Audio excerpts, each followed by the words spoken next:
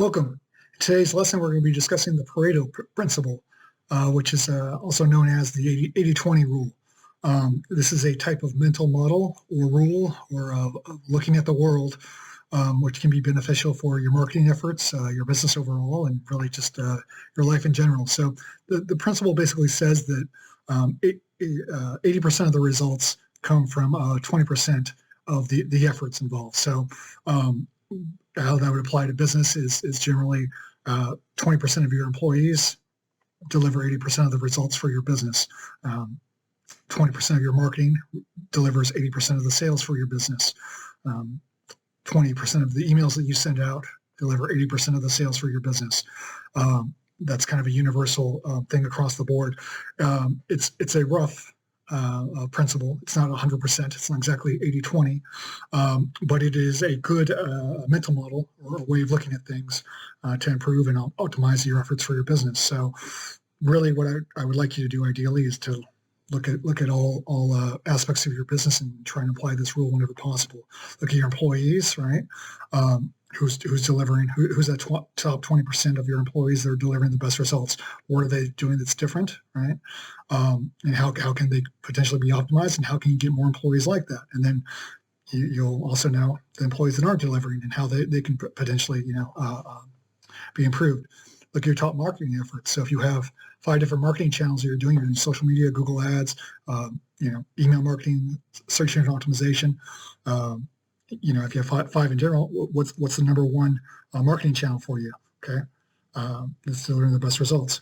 How can that be optimized? How can that be improved upon? At the same time, what's the least effective marketing channel for you? How can that potentially be optimized, or how can you get rid of it? And by results, I mean sales, actual conversions, right? Not traffic, nothing, no fluffery, no smoke and mirrors, just actual sales and conversions. So now across the board, other ways that you could do it is look at your blogs, look at your content, which are the top 20 that are the most read, which are the top 20 that drive conversions. All this really comes down to how well you're able to track traffic on your website, conversions really across the board with your email marketing, with all of your marketing efforts. That's why, step one with all of this is making sure that you have really good analytics and really good tracking set up before you kind of take on any sort of marketing efforts. But another aspect of this that I want to chat about, which is really going to change things with your business, is applying this to your customer base. Now really across the board with the 80-20 rule, this doesn't really apply so much to brand new businesses, because you kind of have to have a good amount of data to look at, right? Like if you only have 3 or 4 blog posts, you probably can't apply the 80-20 rule, right? If you're a single employee, obviously you can't apply that to your employees, right? So this is more for businesses that are a little bit more developed and have a good sized customer base, a good amount of marketing efforts, and a little further along.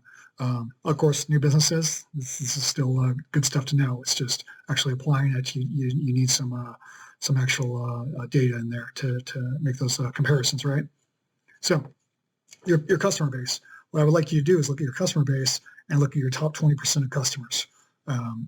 Ideally, you want to have everything tracked, all the sales tracked, coupons that were used, where they came from, what marketing efforts actually delivered those customers, right? So for all your customers, you hopefully have some pretty detailed demographics as much as possible, right?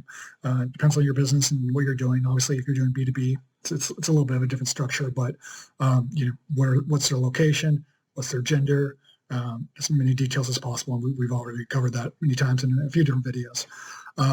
But get the top 20%, and this is just total revenue. So it could be single purchases, that's fine, or multiple purchases, a smaller amount. It's just the total revenue from these customers. Get that top 20% and create a demographic profile for that top 20%, right? So what you're going to see is that there's usually a bit of a difference from that compared to your overall customer base, all right? And then what you want to do with your marketing efforts, ideally, is focus on that top 20%, right? So this is just another way to really hone in and do additional targeting that's going to get you better results just when compared to, let's just say, you're focusing on your main customer base and you have good demographics for that. You're already doing better than most of the people out there, because they don't really dial in on that sort of targeting. But figuring out who exactly your customer is. That's absolutely great. Figuring out who your best customer is the next level beyond that. And then applying those sort of demographics to your marketing efforts. Now, you don't have to stop all of your current marketing efforts that they're delivering you good results. Obviously, keep those going. Anything that's profitable with your marketing efforts, definitely don't pause it. If you're putting in $1, you're getting in at least $1 something back. I would say scale that accordingly to the point of saturation. But this is worth creating additional marketing campaigns to really try and hone in on that audience. And if that additional marketing campaign is delivering more profitable results, scale that accordingly, and then maybe turn off your other marketing efforts. Again, you would apply the 80-20 principle to this, and see what's getting you the best results and most sales in the door. But really try and figure out, for all your customers, exactly who they are, where they live, their gender, their race, any sort of information. If they use iPhones, what sort of a device they use when they're making the purchase, what coupon they used when making a purchase, right? So for your higher customer base, they might be more responsive to particular sales or particular products, right? Whereas your general customer base would be more responsive to some sort of a high discount coupon or particular products. So really figuring that out as much as you possibly can. As it applies to business, one thing, this is a bit tedious, but it is potentially worth investing time in, or for yourself or a member of your team.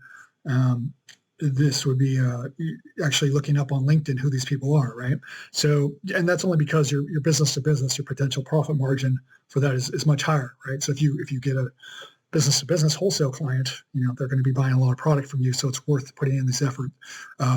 For business to consumer, this might be a little bit overkill, but for business to business, let's just say you have your top 20% of business to business customers, it's 100 people. Might be worth it to go on their LinkedIn accounts, right, and really figure out exactly who they are, where have they worked before, where do they live, what sort of business do they usually interact with, right?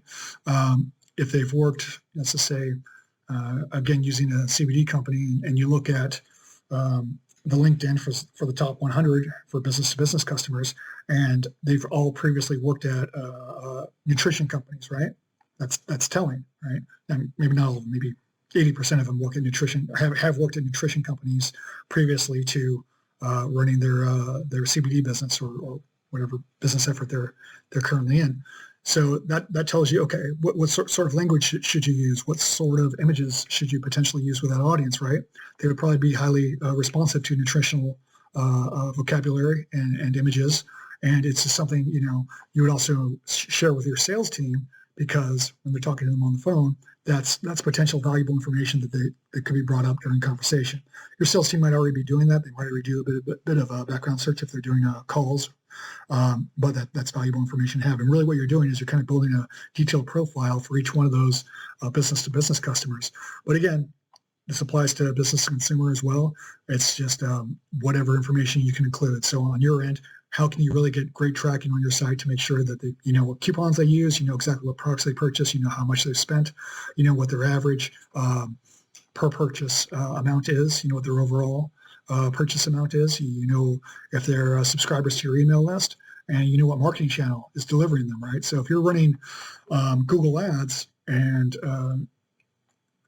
90% of your customer base is coming from Google Ads, well, that's very important to know, right? So, and that might be, it could very well be that 90% of your highest customers are coming from Google Ads, but only 30% of your overall customers are coming from Google Ads, right?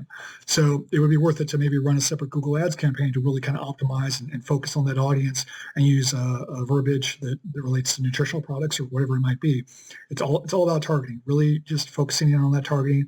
A lot of this can be tedious, but it's the most profitable aspects really of marketing is that sort of just understanding everything you can about your customer base and including that information as much as possible in your efforts. So I would recommend creating a buyer persona or profile really across the board as much as possible for all your customers, but filter it out for your top customers, top 20%. It doesn't have to be exactly 20% either, but this is just something to try out, an A/B test But you'll often find that demographic and the details for that top 20% differs greatly from the other 80%. So it'll be worth trying separate campaigns to really focus in on that audience and get more profitable results that are scalable. So yeah, that's what I got. Really, the 80-20% rule can be applied across the board. I definitely do recommend that. It's fairly universal. I haven't really run into too many instances where it can't be really applied. Employees, even your personal life, what's getting you the top 20% of your results the top 20% of your results is usually from a very minute amount of effort. So it's just something to kind of keep in mind and really apply across the board. But really, that top customer demographic is something. It's another one of those sort of pillars that you can really build on for long term and really short term profitability. So that's what I got on the 80-20 principle, and I'll see you on the next one.